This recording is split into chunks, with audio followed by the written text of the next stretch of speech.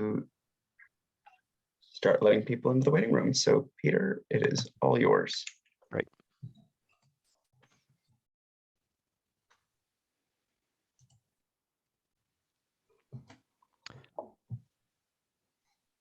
All right. Well, welcome everyone. My name is Peter Witzler. I will be our moderator for this evening.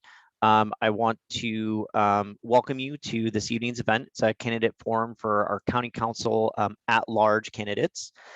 This event is hosted by the UpCounty Democrats. We are a coalition of clubs and caucuses from D15, D14, D17, D39, and the Germantown Club as well. So I'd like to begin, as we always do in the UpCounty, by acknowledging that we meet on the traditional land served by the Piscataway people. And we honor America's first people and all elders, past, present, and emerging. And we're called upon to learn and share what we learn about the tribal history, culture, and contributions that have been suppressed in the telling of the story of America. So you are here tonight to hear from a specific set of candidates. So rather taking some valuable airtime to introduce all the candidates and elected officials who are with us on the air tonight, I'm going to ask you to just introduce yourselves into the chat as I take a moment to review the sort of ground rules of this evening. So welcome to all of our honored guests and elected officials who are with us this evening, including candidates for office. Feel free to take a moment to introduce yourselves into the chat. Our format this evening, each candidate will have 2 minutes to do an opening statement, and then we'll move into some questions that have been submitted ahead of time. And then so no candidate has seen these questions in advance, so they're all sort of new and a surprise to them. Although I'm sure you'll recognize many of them from questions you've been answered in various forums like this during the campaign. So we'll get through as many rounds of the questions as we can, and we'll move on and make sure we have time for a 2-minute closing statement from each candidate as well. Quick question from Andrew. Do we have Mr. Gazaway? We do not at this time. Okay, so I'm gonna rearrange our order a little bit and hope this works out. I did randomly draw names for who goes first, which originally was going to be Mr. Gassaway. So we're going to move on to Council Member Evan Glass. You'll kick us off with an opening statement. Okay, thank you very much to UpCounty Dems for organizing this event and for helping build, a democratic movement in UpCounty, and for helping create more engagement opportunities and more points for people to get engaged in the political process. I think it is fantastic, and my hat's off to all of you for organizing and to all of you who are joining in this conversation this evening. For those of you who don't know me, I'm Evan Glass. I'm an at-large member of the council, finishing up my first term. I currently have the honor of serving as the council's vice president currently. And, it has also been an honor to serve all of you over the last 3.5 years or so. There's a lot that we've been able to do to move Montgomery County forward. From my very first piece of legislation, which was the Pay Equity Act, recognizing that women and people of color were not getting paid their fair share in county government, despite being a progressive, politically based county, there was more work to do. And so I'm proud of that effort. I'm also proud that over the last 2 years, we've been able to keep everybody healthy and safe, relatively speaking. And while the county set up opportunities for individuals to get PPE, to get vaccinated, to get boosted, you all came out and you all got vaccinated and helped make Montgomery County the highest vaccinated county of all the large counties in the country. And so I just want to extend my appreciation to all of you for doing the right thing, for getting vaccinated, for keeping yourselves healthy, your neighbors, and your family, and helping make it easier for all of us. And so I look forward to tonight's conversation, and thank you all for being here. Great, thank you. So next up will be Brandy Brooks.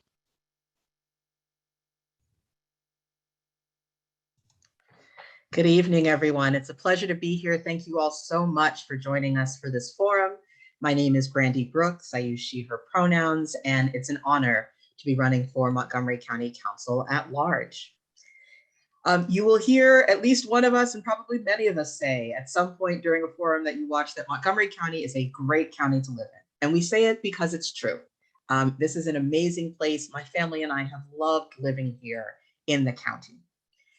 And what is also true, though, is that we know that depending on your income, your age, your race, your zip code, your gender, and a number of other factors, the way that you get to experience Montgomery County and whether you get to experience all of the beautiful benefits that this county holds for us is very, very different. We also know that as a county, we are facing some deep challenges, whether it comes to affordable housing, whether it comes to the strength of our economy, when it comes to climate change, when it comes to racial equity, and that a number of these challenges are actually things that we've been dealing with for decades and in some cases generations. And that's where I want to bring my experience, my long experience as a facilitator, an advocate, an organizer, someone who has worked over time to have these kinds of hard conversations about seemingly intractable issues, bring together people across different kinds of lived experience and work together to craft solutions that multiple stakeholders can come together on, can agree on, and can implement together.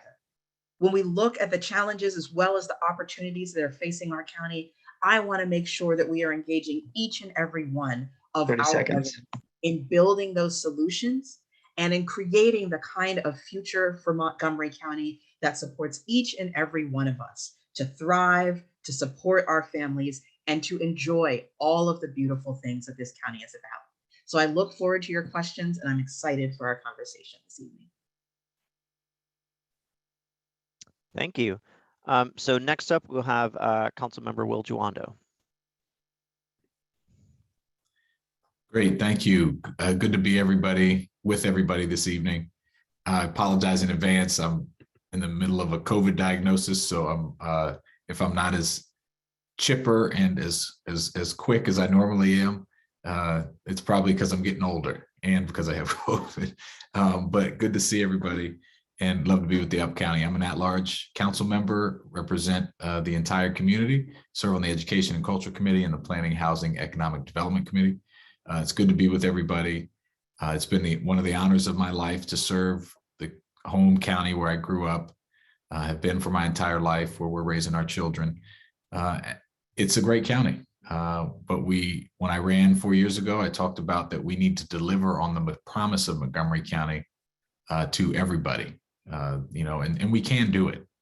We can make sure everyone has a top-rate education. We can make sure everyone has someplace affordable to live, that they can work a job that pays a living wage, and they can retire with dignity and live in safe and environmentally clean communities. We can do those things. We can be the model, and we've taken a lot of steps forward. I've been proud to lead on many of these issues as far as keeping people in their homes, passing the first countywide rent stabilization, passing the first of a series of criminal justice reform bills ever passed in the county. The first bill I introduced, the Law Enforcement Trust and Transparency Act, working hard to tell the truth and declare racism as a public health crisis and put a plan of action to address it, to work with my colleagues to support small businesses and to make sure that we provide rental assistance. So we've done a lot more to do. And I look forward to continuing that journey with you all over the next 4 years and answering your questions about all the issues, challenges, but also opportunities we have here in Montgomery County. Thank you.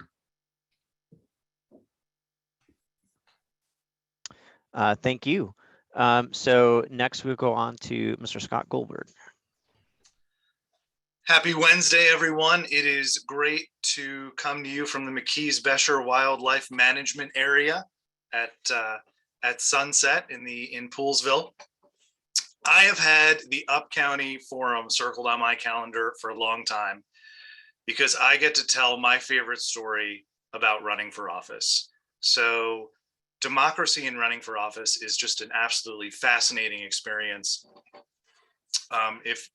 If you ever have the chance to do it, participate directly, go for it. I'm encouraging you.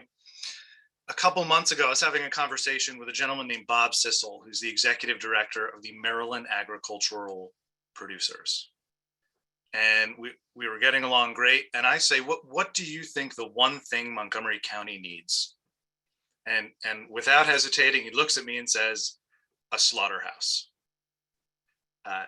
So this is really an incredible county. I live in Silver Spring. We've got tall buildings, we've got open spaces, but the agricultural reserve and the UpCounty is just a really special place where you get to hear about completely different needs of all 505 square miles in this county.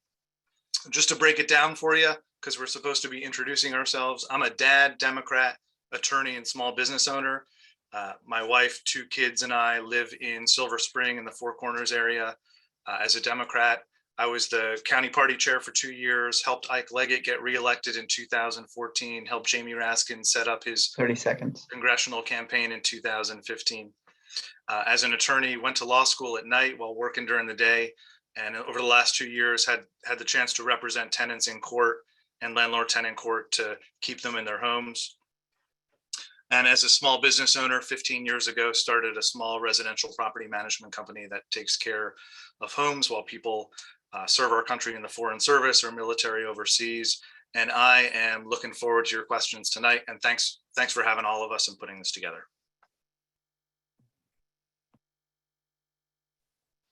Great, thank you. And then just checking with our man behind the curtain, Andrew, do we have Dana Gassaway? No word yet on Mr. Gassaway. Okay, great. We'll move on to our first questions. So what we're going to be doing is we're going to sort of hopscotch along the order. So the first person will be the last, and so on and so forth as we go through here. So that means Ms. Brooks, you'll be up first for the first question. So we got a lot of questions submitted ahead of time. We tried to, sort of combine things together. So if you don't hear your exact question, apologies, but we're going to try to get to as many of these as we can. So one question we got a few times was around childcare. So access to quality and affordable daycare is increasingly difficult in Montgomery County. So beyond subsidies, what would you do on the council to increase the number of facilities available in the county and lower costs? Also, would you support options for families that choose at-home care options instead of daycare? So take a look at the daycare problems we have, access to affordable daycare, both at the facility level and then also in in-home settings. And again, first up will be Ms. Brooks. Yeah, this is a really essential question for not only our families who have kids and who need to go out to work and make sure that their kids are safely taken care of, but also in terms of how we support economic development in our county. We often don't think of what we call the care economy as a critical place where we need to be investing in terms of economic development. But it is. It's incredibly essential because whether we're talking about care for our children, care for our elders, care for folks with special needs, this is a place where we need to be supporting people to be able to start in-home daycare businesses, be able to provide that kind of resource in the community as well as larger facilities, and make sure that they know what they need to be well certified and to be able to provide that kind of early childhood education. Subsidies are really important and they're an important part of this. I appreciate that someone's bringing up the question about being able to flex that for different kinds of in-home care, whether again, you're going to a facility or whether potentially you're helping to host and do some of the kind of shared care that we also see families doing in our community.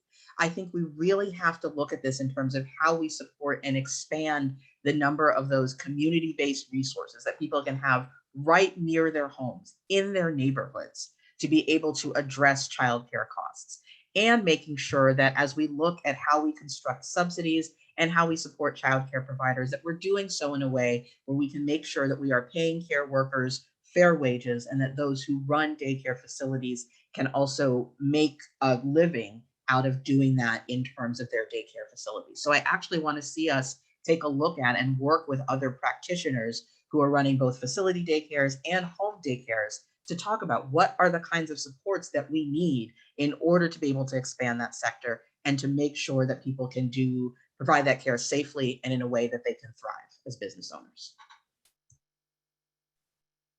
Thank you. So next up will be Councilmember Joando.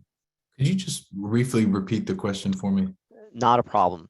What would you do on the council to increase the number of facilities available in the county and lower costs? And then the second piece is, would you support options to support families that choose at-home care options instead of a daycare setting? Got it. Thank you. Yeah, that was the second. I just wanted to make sure I heard that second part. No problem. Yeah, so childcare, obviously, it's one of the, for those who have children or in families that are taking care of children, huge cost impact. And depending on where you live in the region, $1,500 to $2,000 a month per child at a regulated facility, business, that childcare business or daycare service. We have many more children, obviously, in unregulated, which creates its own set of issues, but we understand why that's happening because of the cost and the lack of availability. So we've taken some steps on the council to expand and set out on an early childhood expansion program. We've made investments every year, put money into that fund, worked with all council members, but this was spearheaded by Councilmember Navarro as a former child care provider herself, and laid out a plan to ramp up over time. We still are on that path. We need a dedicated funding stream to continue to expand slots. The subsidies, while up a little bit, are not enough. So that's a federal, state, and local issue as well that we need to work on. And so we have started to expand facilities. We need to do it more and faster, and we need to keep the cost in range. We also have to make sure we're creating career pathways and ladders for the workers who are some of the lowest paid childcare workers, are some of the lowest paid workers in our economy. And yes, I think for people who have moved, many have done this already naturally because of the pandemic, but also because of cost, have moved to in-home care. And I think part of the evolution of how we figure out the pie that is taking care of loved ones, and this isn't the question, but also seniors, the increased squeeze on both aging population and young children in the same household, intergenerational, is a huge concern and a growing trend. So we're going to have to figure out unique ways to support people who choose to do that in home. And I actually am supportive of figuring out subsidies and other ways to do that. Thank you. Mr. Goldberg. Mr. Goldberg, you seem so formal, Peter. I look over my shoulder and look for some old guy. So childcare, very real in the Goldberg household. We have a 7 and a 10-year-old. I just want to talk about a little bit what the county is doing already that is really, really cool and innovative. So we sent our kids when they were around the age of 2 to just before they got to kindergarten, to a place called the Karasik Center in Silver Spring. So the Karasik Center is run by the ARC of Montgomery County, another great organization. And it is a regular preschool, except that every class has 2, 3, 4 kids who are intellectually or developmentally differing. That exposes all the kids to each other. It is a really cool program. And it is subsidized by the county. And essentially it's just a regular daycare. That model has been expanding in our county, which is a really good thing. And to talk a little bit about the in-home daycare. So before kids are 2 years old is a threshold. So if you're 2 or under, there have to be more caretakers for kids in that age. Over 2, it's a greater ratio. So under 2, we sent our kids to an in-home daycare, basically just a licensed, regulated facility, which is just a basement in somebody's house. And a lot of times these were primarily Spanish speakers. And it was just really cool. Our kids were able to learn a little bit of another language. and it was the most affordable option. It costs about $200 a week, $250 a week to send your kids there. But daycare is expensive in this county, and I am really supportive of options to heavily subsidize daycare from infancy to kindergarten for people in the who have the highest need, as sort of an economic development issue, a moral issue, and an educational issue as well. Thank you. Ms. Brooks. Sorry, no, apologies. Councilmember Glass, I apologize. Sorry about that. Okay, so I'm going to be additive to what everybody has said thus far, and Councilmember Jawando has spoken about what the council has done and the efforts that we've taken to advance this work, to stand up a whole new entity here in Montgomery County that is going to be a mix of government agency leaders, but then also people in the private sector and in the philanthropic sector. And I think that is really what's needed. You know, we're talking about change, and clearly the question is rooted in the need to change, make things more affordable, make things more accessible. And when we're going to bring all these people together, we're going to be innovative. Montgomery County is already doing some of that work. And tomorrow, when the council takes the first of two official votes on our $6.3 billion budget, there's going to be some millions of dollars that are going to help towards this effort with early childhood development. And so we are putting our money where our mouth is and making sure that we make these investments. But I also think we also need to work with our education partners, and we need to strengthen the relationship with Montgomery College to make sure that some of those home-based providers get some of the additional skills so that they can, should they choose, you know, start their own facility outside of their own home, or learn some of the newer techniques within the industry as well. And so I think there's a lot of innovation that is possible, and we have all the ingredients necessary here, and we're just going to continue building off this work. And also I'll say we need our state partners to support the county too, because there are some reimbursement levels that, while they have increased them to create some level of parity, we need the state to step up and do a little bit more, because here in Montgomery County, everything is more expensive than the rest of the state. And so I look forward to working with our state senators, delegates, and whichever Democrat is our next governor as well. Thank you for almost sticking in the 2 minutes. I'm sorry I forgot to call the 30 seconds there. I like the assumptive will be or is our next governor. I like that. Thank you. Time to take back the governor's mansion. So we're going to stick on another sort of kitchen table issue, if you will, around housing. So every one of these forums, we always get questions around housing. This time, the questions were actually really focused on a section of the housing. So how would you make sure that affordable housing plans also respond to the needs of people with the lowest income, such as people on SSI? So in this one, the first question will go to Councilmember Jawando. Great, thank you, Peter. Thanks for the question.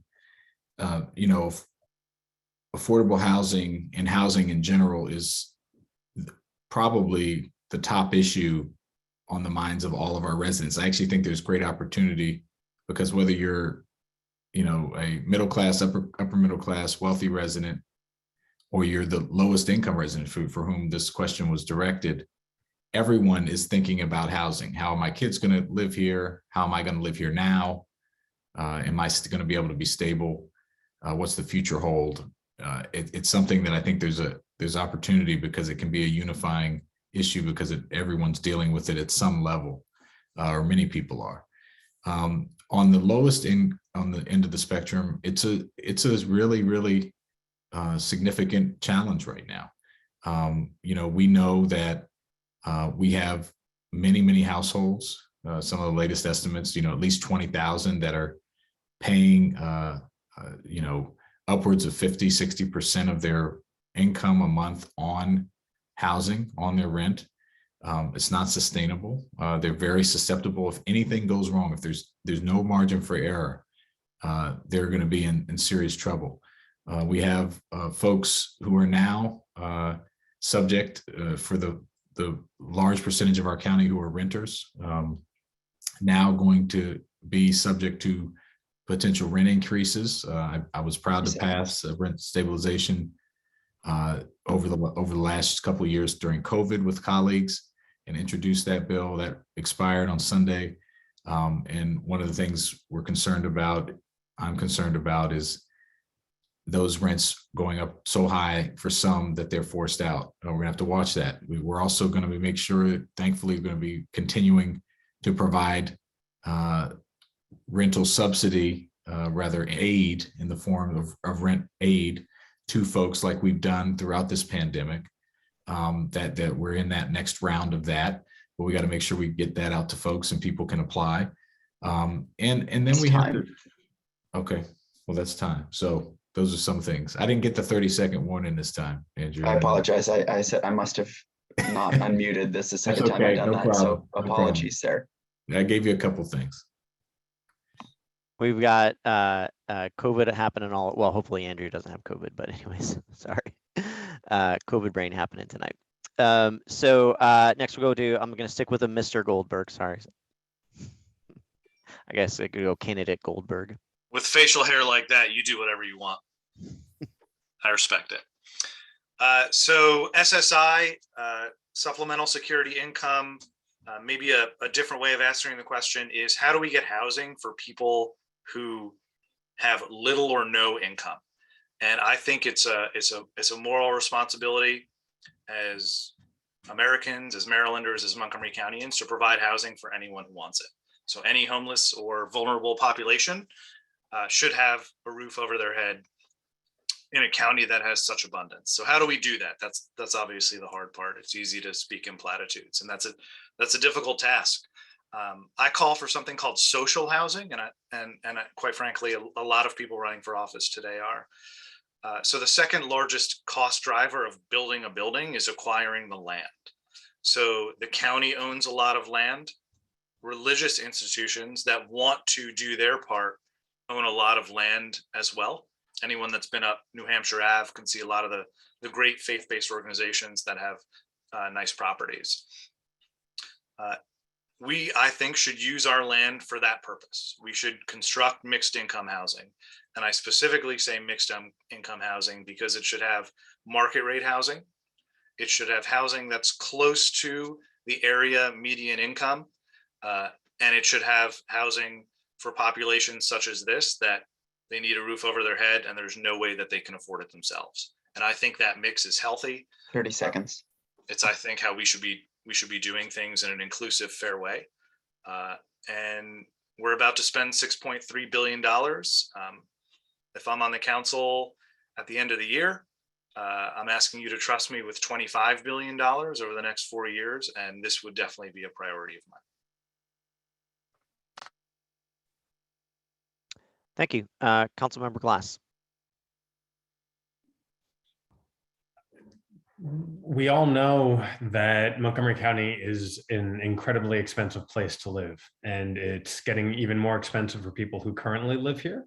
And one of my biggest concerns is making sure that people are able to age in place, but that our kids and our grandkids can continue to live here and move here should they choose. That nobody is priced out of Montgomery County, because here in Montgomery County, we don't build walls around us. We welcome everybody who wants to live here, whether they choose to live here and work at one of our incredible federal installations, FDA, NIH, they work in the federal government, or they just move here because of maybe persecution in some other country. 1/3 of our residents are foreign born, and there's a reason why they come here. And we need to continue allowing folks to move here, just like I moved here from New York. But in order to do that, we have to be honest with ourselves, and we have to recognize that we need more housing. And we need housing across the board. We absolutely need to make sure that we have housing for those who need it the most, those who cannot afford to live here based on minimum wages, below minimum wages, people who have student debt out the wazoo, and those who, quite frankly, might be, recent college grads or graduate school grads who, 30 seconds. again, have loans and are just trying to start a new life together. And so what I'm focused on is making sure that everybody can afford to live here at various price levels, at various ages, and regardless of their national or nation of origin. And I think we have a good foundation here, but we need to do better. We need to increase the Housing Initiative Fund. We need to continue supporting rental subsidies. And there's a few other things that we have to do as well. But in order to have affordable housing, we need to have housing. That's time. Thank you, Ms. Brooks. As Councilmember Jawando mentioned, this is probably the #1 issue that I hear from people across every part of the county, across all age spectrums, is this question of how we're going to deal with affordable housing. And it's worth noting that some of the #1 program that we tout, the moderately priced dwelling unit program, in terms of producing affordable housing, doesn't even touch this income level at all. And so this is a place where we really have to be bringing urgently the best innovations that we are seeing around the country in terms of how people focus on the production of deeply affordable housing. I do believe that begins with protecting people to be able to stay here in Montgomery County by things like making rent stabilization permanent, because the eviction crisis existed long before the pandemic. It's going to continue to exist, and we know that we're going to be seeing people who are losing their homes and becoming housing insecure. We also then need to bring a wide variety of different strategies and look at partnerships where, again, people are focusing on deeply affordable housing, doing more than 50% of development as affordable housing, doing housing at these income levels that will reach folks at on SSI. Some of the numbers I like to remind people is that someone making minimum wage in our county, the kind of rent that they would be looking for is about $600. Someone operating on SSI or the public benefits, they're looking at $300 a month. And we need to get real about those numbers and the kind of partnerships that we need to develop in order for us to be able to produce that kind of affordability in housing. This includes working with folks who target doing affordable housing development as nonprofits, supporting things like a much more robust community development sector, which is community-led and driven development organizations, and also strategies like community land trusts, as well as things that have already been mentioned, like affordable housing. But we need to be bringing all of these tools here urgently, because this is an urgent problem. That's time. All right, thank you. We're going to stick on housing for a little bit here with a follow-up question. So what are your thoughts on Thrive 2050? Is it ready to go? Does it need a little bit more work? Back to the drawing board altogether? What you got on Thrive 2050? So we are going to start with Mr. Goldberg.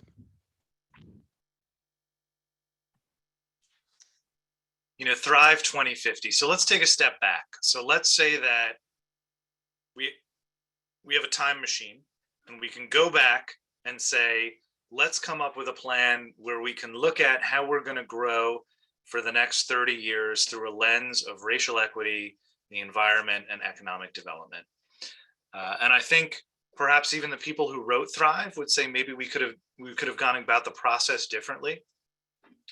But I do think all of these things are really important, right? So we have a wedges and corridors plan that was originally conceived in the 1960s. And it was a general plan, and it left out a lot of things that had to do with the East County that cause a lot of disinvestment in that part of the county that exists today. So I'm a lawyer, we're terrible at math. So what's that, 60 years ago, we're still facing the ramifications of this. We still have conversations about the East County being underserved. And if you were to go there and talk to people about it, disrespected. So I think the process in Thrive is going to need certainly some tinkering, and that's probably putting it diplomatically. But I do think its goals and objectives are good. It's how we should spend the next 3 decades growing the county in our general plan. But it's also important to think that whatever version is passed, it's going to be the zoning text amendments, the sector plans, 30 seconds. the master plans. That's going to be the real work that are going to cause the real changes in all the different communities throughout the 505 square miles of Montgomery County. So I think whatever happens with Thrive, that's not the end of it. That's probably just the end of the beginning of how we're going to decide how we're going to grow over the next 3 decades. Thank you. Next up will be Councilmember Glass. I think this is a really important question, and I shared some of my thoughts on Thrive vis-a-vis the previous question about housing, because while Thrive is not all about housing, it is what most people are focused on. There's a lot of other things that's in Thrive, but to the point of the question, there are a lot of other things that are not in Thrive. Quite frankly, when the council finishes our budget deliberations, which will be over the next week or so, I then expect us to start a conversation about Thrive, which the full council has not yet had. And I'm looking forward to that conversation because there are things I think that need improving. One of those things is I think there needs to be better environmental standards put into Thrive, recognizing that it is a visionary document, that it is the general plan for the next 30 years or so. And we have to be mindful of the climate crisis that we're in and how that needs to be included in this document. But at the end of the day, the Thrive 2050, the general plan, we are required by law to pass it, just as we passed the last one in 1993. And we will continue having conversations about the future of our county through every master plan and sector plan, as Scott noted, right? So this is actually the start of the conversation. And as we work through every community 30 seconds. over the next 30 years or so, there will be full-fledged conversations about what the futures of those communities look like. And those conversations will last far longer than I am on the council. But I think it is important that we set a framework for what Montgomery County will look like and how everybody can afford to live in Montgomery County, regardless of where they come from throughout and regardless of their income level. And that I think is an important component that needs to be talked about too. Thank you. Next up will be Ms. Brooks.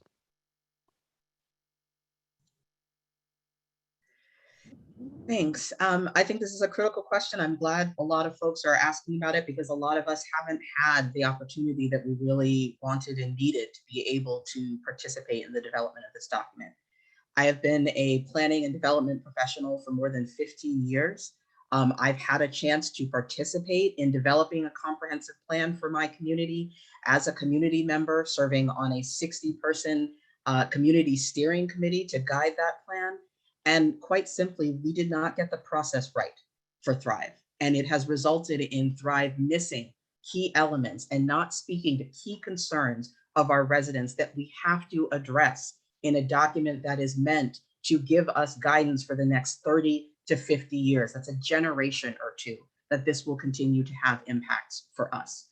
We need to make sure that it gives us the right kind of guidance around how we do housing, around how we address economic development, around how we build out our transportation system, around how we understand the role of land use in environmental conservation and in climate resilience.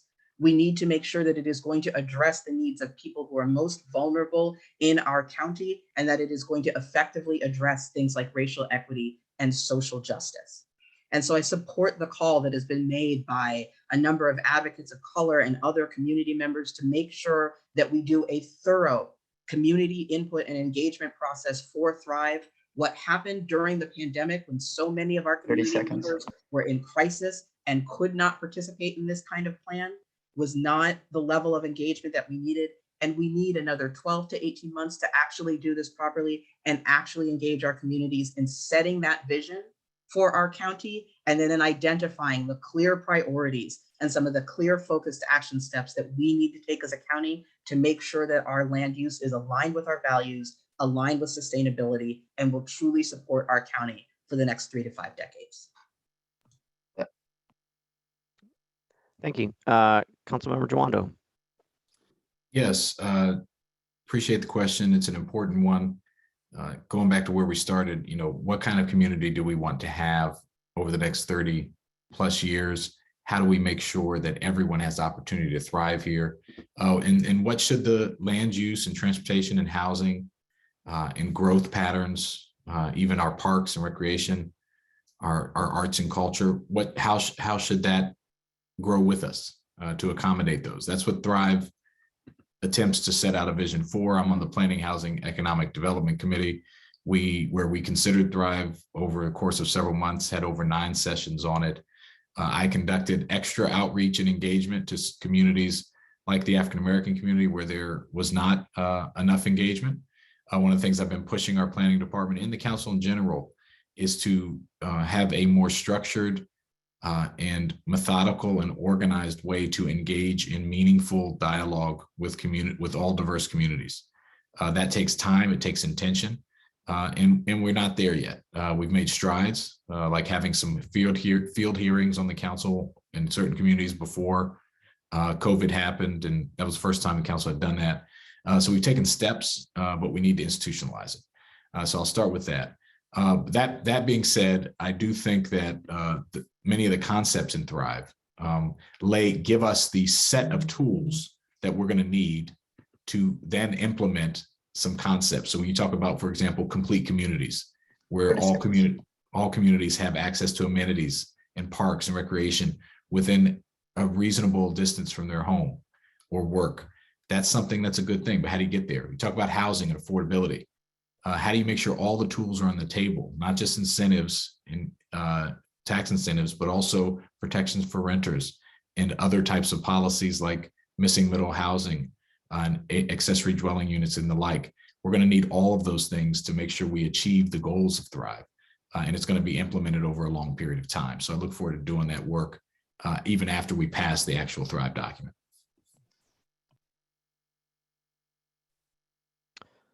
Thank you. So we got one last question on housing, really big topic here in the UpCounty, huge area of growth for the housing market. So it's right on people's minds. So this is a little specific one, so bear with me, but I thought it was a good one. Renters of apartments in Montgomery County have a wonderful tenant advocate who's permitted to assist renters in rooms of single family dwellings who are subjected to widespread abuses, in the system, right? So we have a tenant rights advocate. But there's an immediate need for a tenant advocate for renters of rooms in houses. Sort of an underserved population dealing with the housing crisis of actually renting a room instead of being able to rent an entire single family dwelling. So what would you do on the council to correct that and make sure that all residents and all types of housing have an advocate for them?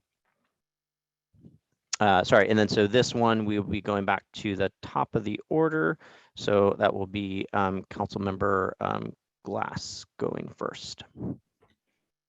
I appreciate somebody raising this point because it was unknown to me until now that this, for lack of a better term, loophole existed. And so I'll absolutely look into it a little bit further and see what we have to do to bring parity for all of our renters.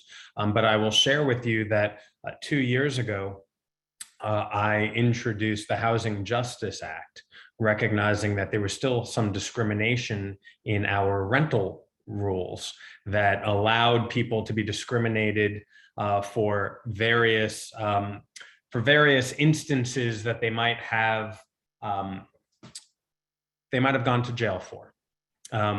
Victimless crimes, essentially. And if you go a step deeper, is basically people who were convicted for being homeless. They were criminalized for not having a home and for doing things on the street, sleeping on the street, and then being put into a cell. And that made it really hard for them to find housing once they were released. And while I was introducing that bill, there were a number of individuals and organizations who actually said that we should also exempt rooms in houses so that people who were in the homes, that they didn't have to be subject to these individuals. And I said that was wrong, because the most affordable places to be in our county are rooms within homes.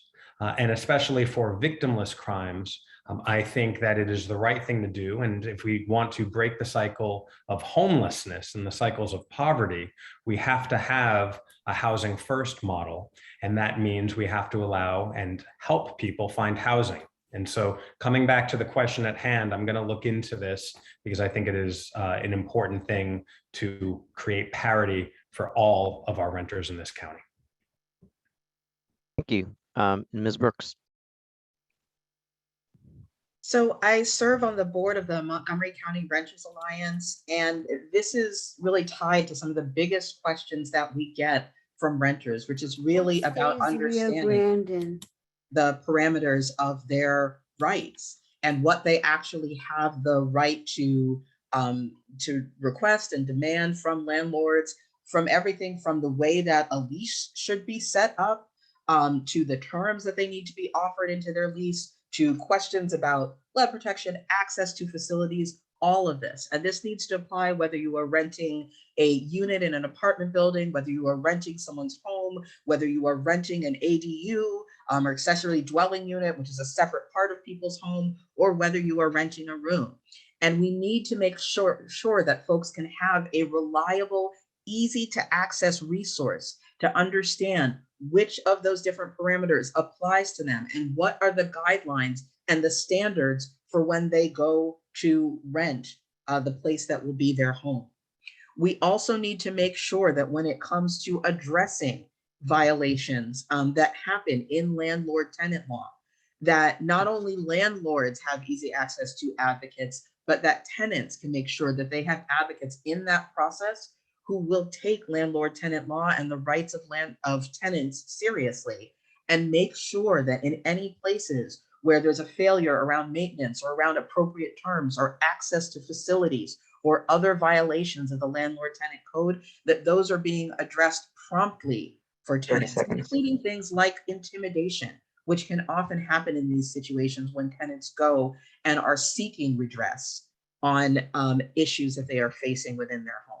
So I think one of the clearest things is not only having organizations like the Renters Alliance that can provide that support, but making sure that when people call county government, that they can get that information clearly and make sure that they can get taken care of when they have issues. Thank you. Councilmember Joando. Thank you. Yeah, this is a big issue that I've gotten a chance to work on a bit at the Fed committee. I've introduced and passed several bills related to renter protections. One, which when a home is found uninhabitable, but through no fault of the own of the renter, that they are now can get up to 3 months of rent and their security deposit back so that they can move out if it's condemned. That was a protection we did not have a couple of years ago, we do have now. One of the issues that's come up in that context is this room rental issue. Tacoma Park has a licensure program where they do license room rentals.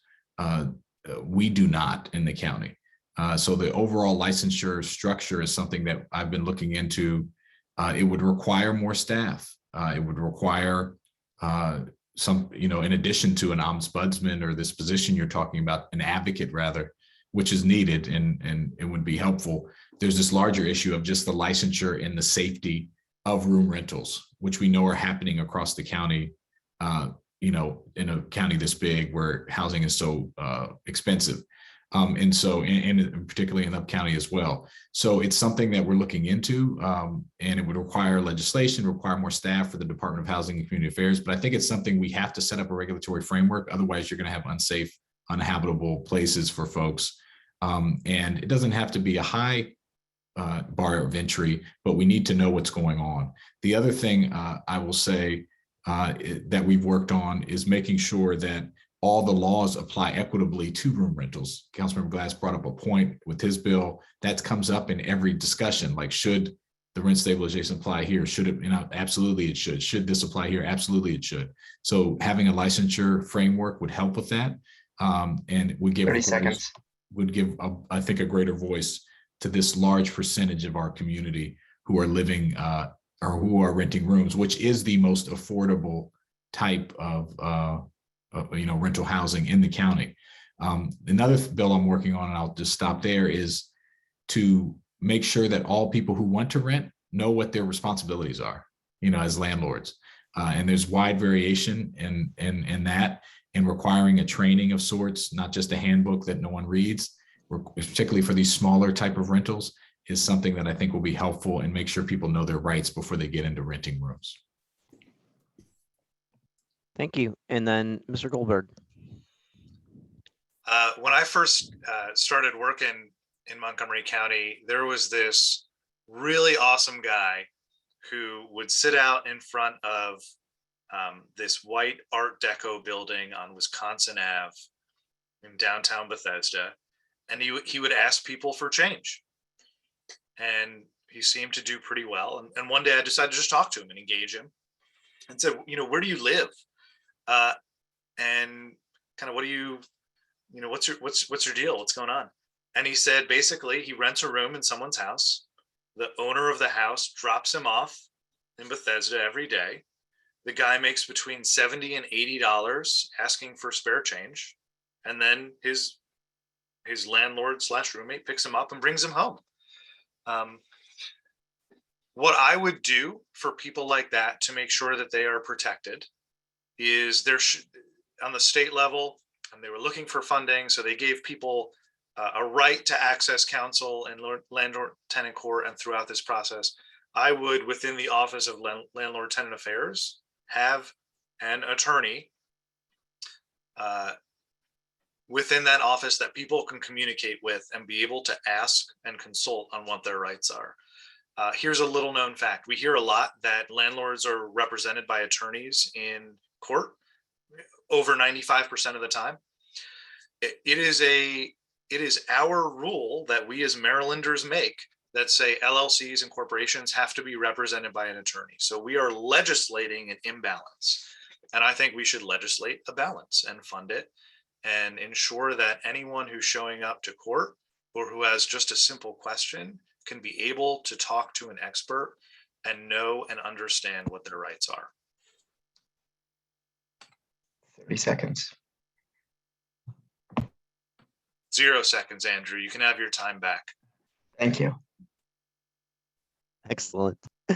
What a fascinating discussion on housing. We've got a few more topics we want to try to get through. We also need to save some time for closing statements. But since we are in the UpCounty, a lot of folks move up here to be close to what we often call the crown jewel of the UpCounty Ag Reserve. What are your thoughts on the future of the Ag Reserve, and how would you approach supporting what's happening in the Ag Reserve in your role on council? So for this, we will be starting with Ms. Brooks. So the Ag Reserve is a treasure. It is, in fact, an absolute jewel, not only of the UpCounty, but our whole county, and is literally one of the best land use decisions I've ever seen a municipality make, is to actually make sure that we protect this huge area of our county, that we make sure that we did this to stem the loss of agricultural lands in our county, to preserve that agricultural economy, to be able to preserve the rural character of so many of our communities, and make sure that that is part of the diversity of community types and ways that we can live in Montgomery County. So number one, I want to make sure that the Ag Reserve stays protected, that we do not continue to encroach upon, sort of the boundaries and the guidelines around development in the Ag Reserve. I want to make sure that we are supporting folks who live in our rural communities to both build kind of strong town centers where they can get access to the variety of amenities and services that they need, but also make sure that we're doing so in a way that helps to maintain the broader rural character of the Ag Reserve.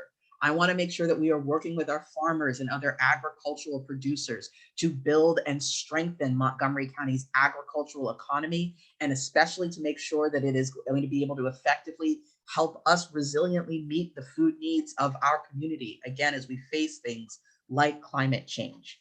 And I want to make sure that as we look at transportation 30 seconds. across the county, that one, we're not just focused on things that get people from our county into DC, but that we make sure that we are building good systems that allow us to get around to one another, including being able to enjoy and support the economy and enjoy the amenities of the agricultural reserve, but to do so in a way that reduces vehicle miles traveled, that reduces air and water pollution, and that makes sure that we do not, again, encroach on the beautiful rural character of this treasure within our county. Thank you. Councilmember Joando. Yes, the Ag Reserve, the jewel, I think, of the county. There's a lot of jewels. But it is one of them. I would say a few things. One, I've spent a lot of my time on the council over the last several years working on making sure our residents have food, have access to food, and that we build a stronger food system. The Ag Reserve has played and will continue to play a critical role. 1 in 10 of our residents on any given night goes home hungry. And that's unacceptable here. One of the things I'm very proud of is that I initiated a public-private partnership called Food for Montgomery that increased the number of shelf-stable food through our food bank strategy, meals to our seniors through restaurants, but also our farm to table. And we have more farms than ever that are producing table food and getting it into our residents that need it. So it's a good thing. We need to continue to strengthen that and get a more diverse set of folks into farming, which there's some programs working on that as well. Economic development, making sure that our winery and brewery scene and other types of emerging businesses in the Ag Reserve, within recognizing its special character and goal and mission, are allowed to continue to grow and expand. And I think we've done a good job at allowing that to happen in a balanced way, and we need to continue to do that. We also passed environmental sustainability. We also passed a version of solar on the Ag Reserve that has a couple of projects that are moving forward. We need to monitor that and make sure we can move that forward as we go over time too, again, consistent with the Ag Reserve. So I think the Ag Reserve plays a big role in many areas, and those are just 3 of them. Thank you. Mr. Goldberg. So I'm having withdrawal about talking about housing, so I want to keep talking about housing. So we are all one Montgomery County, right? The Ag Reserve is 1/3 of the county. And I want to talk about shared responsibilities. So if we want to keep something so great like the Ag Reserve and keep it as pristine as and untouched as it is now, the rest of the county needs to step up and take care of housing, putting people where they need to be, putting jobs where they need to be. So that being said, that's where this whole one Montgomery shared responsibility thing comes into play. And Councilmember Joando mentioned economic opportunities as well. I think we can make Montgomery County a destination for agritourism, right? We have a lot of craft breweries, we have a lot of wineries, and I'm not saying we're going to be the Napa Valley, of the Mid-Atlantic, but I think we've only scratched the surface of making and highlighting our craft brewery industry and making it truly a destination for people to come throughout the Mid-Atlantic and possibly throughout the country. And I think showing not only everyone in Montgomery County, not everyone in Maryland, but people throughout the region of how special this place is and how we're preserving it, is going to be able to preserve it well long after we're all gone from this world. And I think that's incredibly important. Thank you. Councilmember Glass. I'm gonna try to be additive here, but much of what I think has already been said. And ultimately, the agricultural reserve is 1/3 of our county landmass.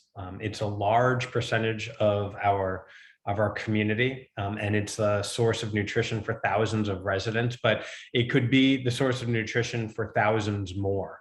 And so not only from a food production perspective and investing in our agricultural partners, I also think that it really does have economic potential that has only recently begun to be tapped. And I don't mean that to be punny, but it is.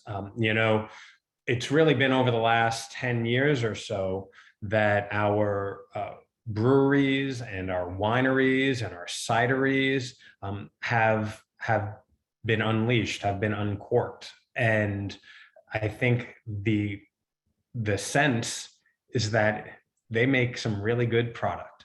At least that's my sense. But based on the tax revenue and based on some of the social media posts and physical traffic that I see going up there, a lot of people in the DC region agree with that. And I think we need to refine things a little bit more. We need to work with some of those partners, see how they can receive assistance from county government, from state government as well. 30 seconds. But I think that there's a lot of potential up there to keep that community the shining gem that it is, and also really allow it to grow in an agricultural way.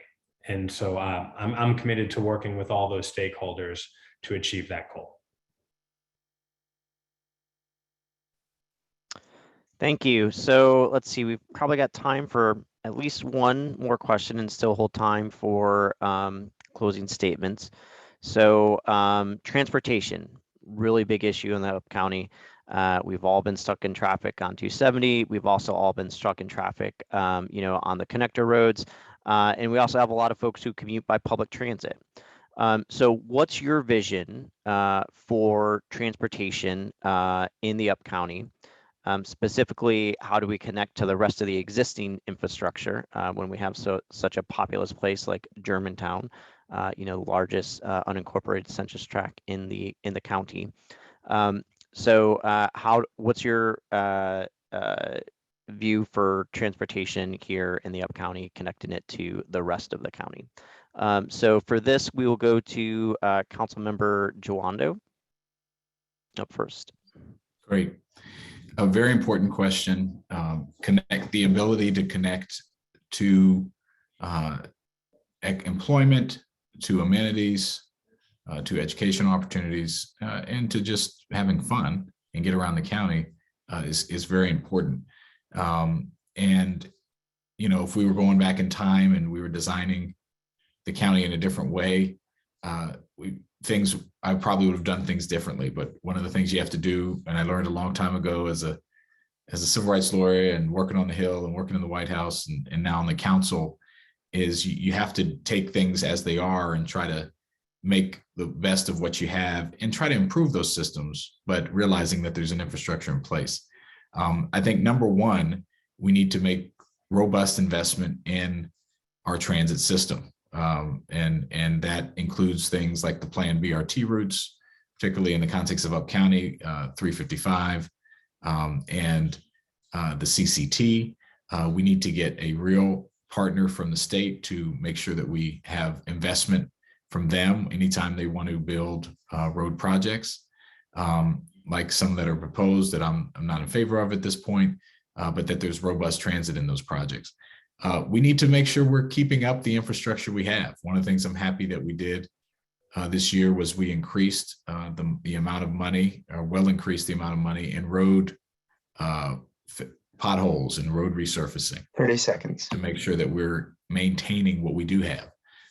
One of the things I've also talked about, for example, because we do have the large unincorporated areas like Germantown, 270 as part of that plan, there is a room in the right of way for a reversible lane to go with the flow of traffic. I think that's a idea. I'm not generally in favor of new roads, but where the right of way exists, you don't have to take out homes. That's a good idea. So I think we have to be open to a lot of different solutions, but those are a few that I think would help, particularly in the UpCounty. Thank you. Mr. Goldberg. So I want to look at this through an economic advancement and economic development lens, right? So the conversation seems to not always be, but mostly be about how do we get people from the UpCounty to other places? Why can't we bring other places to the UpCounty? Right? So we have the ag reserve that we're going to protect, but there's a lot of other spaces where we can bring jobs, we can bring fun things, we can bring different opportunities so that we're not making people transport themselves and sit in traffic and spend time away from their friends and families for so long. Like, we should have these things closer to them. And then that solves a lot of problems. It solves environmental problems. It solves mental health problems. It solves money problems. Transportation is expensive. It's, we're building or planning to build a lot of these networks and roads that doesn't come cheap. And that's why it doesn't happen quickly. So that's kind of one lens that I want to look through it.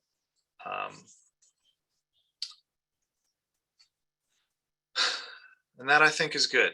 That's we're going to give your time back so we can get to these closing. Thank you. We'll go to Councilmember Glass. Thank you, Peter. So the council recently passed what's called the Corridor Forward Plan, and it is essentially the public transportation plan and vision for the I-270 corridor. And there is a lot to like about this proposal. We advocate for Metro beyond Shady Grove. We advocate for more frequent MARC service. We advocate for the Corridor Cities Transit Way. And we leave it open because a lot of these programs and lines would require either federal or state support.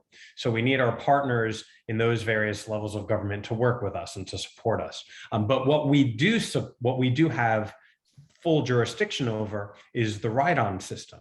And you might be surprised to know that the most heavily used ride-on bus route is the 55 route, which starts in Germantown. And it should not be a surprise to anybody that it is the heavily used route, because there's a lot of people in Germantown and there are a lot of people without cars and a lot of people who choose not to drive. And we need to continue encouraging some of those behaviors if we want to meet our climate emissions and we want to reduce traffic congestion in other areas. And recognizing that the growth has been so much, the Department of Transportation is also undergoing a reimagining study of our ride-on routes, recognizing that the routes have not kept up the pace of the natural growth in our community, whether it's residential or economic job growth. And so over the next number of years, we're going to be seeing this change, much needed change, so that there is a realignment in our traffic patterns and our public transportation patterns. And I'm hopeful that with the Corridor Forward program plan, our federal and state partners, especially with the infrastructure bill, will be able to get us the resources to fully have more mass transit in the UpCounty. Thank you. And Ms. Brooks. So I'm appreciating hearing again from my other colleagues on this call, this focus on making sure that we do really strong transit investments in the UpCounty. And the reason for this is that we need to reduce vehicle miles traveled, not because we don't want people to be able to use their cars, but we want to make sure that people don't need to use their cars all the time. And in fact, create opportunities where it's easier to not use your car than to get around using other modes of transportation, because this is essential for ecological health. It's essential for public health. It even ties into the question of the ag reserve that we just talked about a little bit earlier. I really want to emphasize how important it is for me as a county resident to make sure that as we are building out our transportation system, as we are looking at the routes that we need and looking at the transit improvements that we need, that we are really focusing on how we get around to see each other, whether it's folks coming from the UpCounty into Down County, or folks being able to come and visit the economic centers and the beautiful recreational resources and the other parts of the UpCounty. We need to make sure that those good up and down and across connections are really strong. And so when we evaluate these different ride-on routes, these BRT routes, it's about making sure that those kinds of connections among us within our county are strong and efficient and effective. And then taking a look at what the other options are, whether we're talking about the extension of the red line, whether we're talking about improvements to MARC service, or making sure that our 30 pedestrian seconds. and cycling infrastructure, the way that we walk around to transit, that we get from transit back and forth to our homes and other places, that those spaces are safe, that they are comfortable, and that we make sure that we build out the infrastructure for those modes as well, because that is what ultimately creates a complete transportation network that we can use safely and effectively and efficiently all around our county. All right, great. So I've asked Andrew to set a timer for 1 minute for one more question that we want to get folks to answer before we move on to closing statements. So this will be sort of a 1 minute answer to the question. You're asking voters to choose you to be a legislator. You're also asking voters to choose you to be a leader, and it's going to take more than just one person to get anything done on the council. What makes you the right leader to be on the council? So we will start this with, and again, just 1 minute, so a little bit of a lightning round. 1 minute, and Mr. Goldberg will be up first. So any group, including a legislature, needs to have a dynamic mix of people, and it needs alphas who are moving things forward in an aggressive, thoughtful way. It needs betas that are involved in the decision making, but less aggressive. It needs policy wonks. It needs consensus builders. It needs deal makers. The next council is going to have 11 people. They'll be working with, obviously, an executive. And while we need to take the issues that we're talking about tonight and all the other issues that we're not going to get the chance to talk about tonight seriously, 20 seconds. We can't take ourselves too seriously. And my pitch of why I think I would be a really good council member is that I get along with everyone, including people that I disagree with.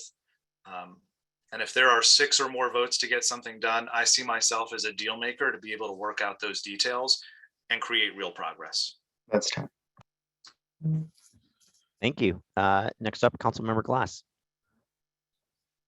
I appreciate the question. I think if you look at the work that I've done in my first term, I certainly have a progressive bent, but I work with everybody to achieve what's necessary to move our community forward. And that is why I've received the endorsements that I have from a wide breadth of organizations. And you can go to my website, evanglass.com, to check those out. And it's also why my colleagues have elected me to be council vice president, recognizing that next year, we're going to have 11 members of the council, and it could be very likely that a majority of the council will be new. And it will take someone with that leadership to be able to bring everybody together. And I think I have those qualities. Thank you. Ms. Brooks. Well, I am an organizer and a facilitator, and those are both jobs that are expressly about getting groups of people together to set a vision and to make a plan for how they want to accomplish it together. I am someone who does participatory policy making, which is about taking all of these wonky policy pieces and making sure that we can create spaces where we can come together, demystify the language, demystify the process, and engage the greatest number of people in really building the solutions that we need to move forward. And I am also a visionary who's had to work in the trenches. So I know how to set that broad picture for where we want to go, but I've done that detailed work of being the secretary or being the worker bee who has to make sure that all of the different details of getting those things together move forward. And that's the collection of skills that I want to bring to being a council member for Montgomery County. And Councilmember Joando. Thank you. Yes, it's a good question. I worked most of my career as a legislative policy staffer, and I used to have a quote that I still use. Staff, particularly in any body, they do about 90% of the work, and it's important to understand that, because when you're in an elected position, you have to, one, be a good manager, a good collaborator, but also work well with the staff and make sure that you're leveraging and supporting their work as you execute your vision, a collective vision, either individual as a council member or collectively. And I think, I've been able to get a lot done working with colleagues, a lot of 9-0 votes for bills that I put forward, and with amendments, because you're able to bring a vision around and work with people to get it done. And I think that's what we're going to need on this new council. And I think there's a great opportunity to move things forward on behalf of our residents as we work towards an equitable recovery. And I think I have a track record of doing that. Thank you. So if I did my math right, we have just enough time for closing statements and to wrap up. So we're back to the top of the order, actually. So we'll end as we began with Councilmember Glass up first. Well, I want to thank all of you for joining us this evening and for the organizers in the UpCounty Dems Club. I apologize if I seemed a little out of my sort. One of my dogs died very suddenly this morning, and so I'm just filled with emotion as people are contacting me, and I'm looking away at social media. So if anybody has any additional questions or thoughts about the county that we didn't talk about tonight, my DMs are always open. I am always in UpCounty, and I take my role as an at-large member very seriously. So please do reach out to me, and let's continue this conversation that we've been having over the last 4 years. And quite frankly, the conversation we've been having for much longer than that, because we can't forget where we've come from as we look ahead, but we got a lot more work to do to make sure that our future is more fair and more equitable. And as I look ahead at the next 4 years, I want to make sure that fairness and equity is built into everything, but then also that health and safety are not forgotten. Looking at what happened during the pandemic over the last 2 years, looking at the communities that had been forgotten, but we stepped in and made sure that our processes and our programs and our policies were quickly fixed to make sure that people got the healthcare. 30 seconds.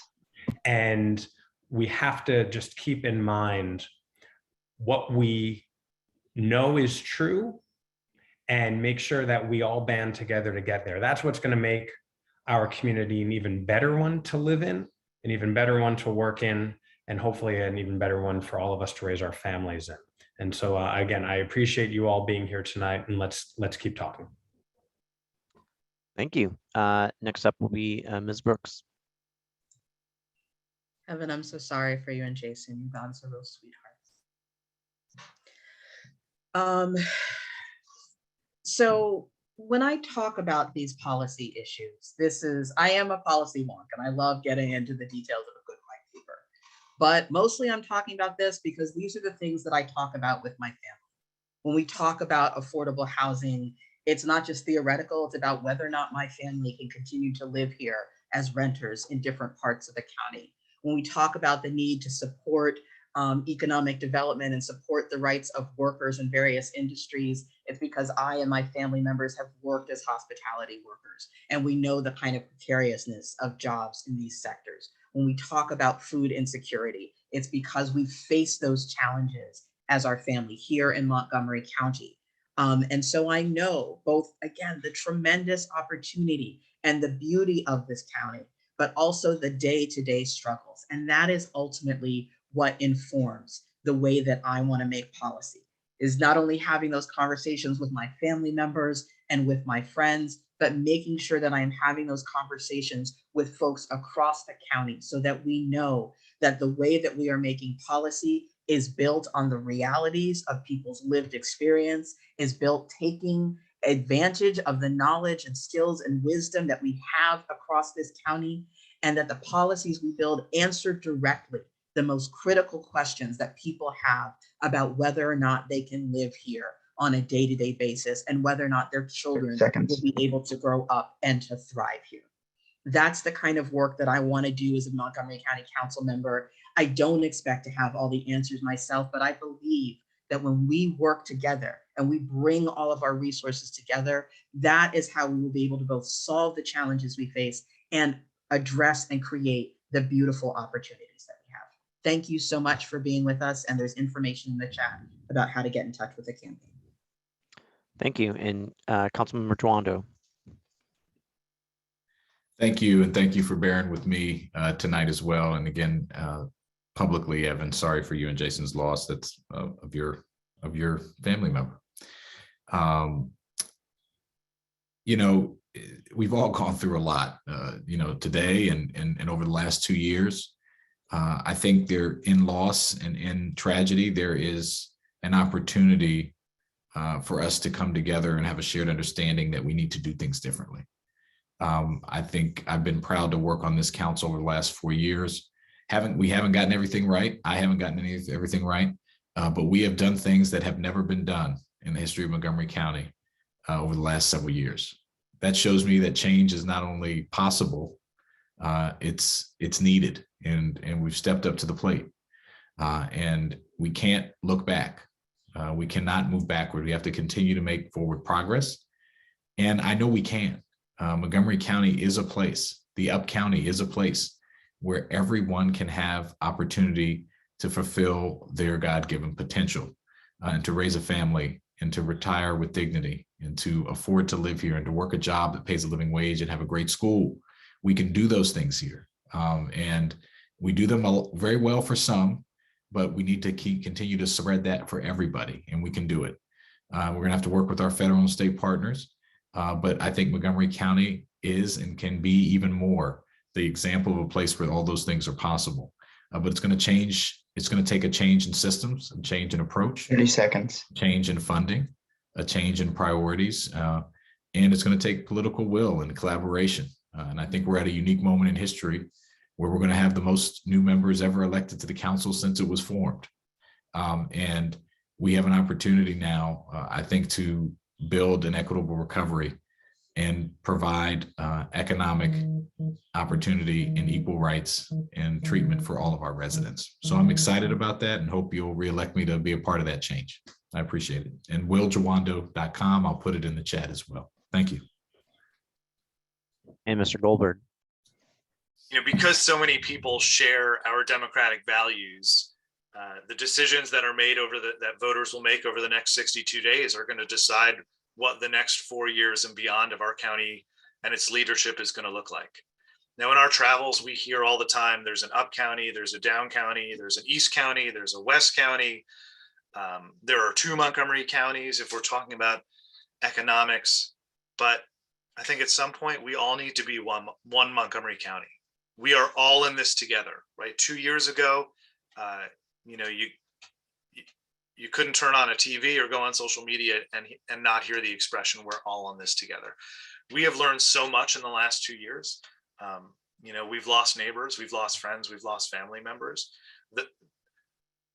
And that's been a tragedy. A further tragedy is if we don't learn all these lessons and make actual real change to change the trajectory of our future. You know, if we just keep going along, we're going to do the same things. We're going to have the same problems.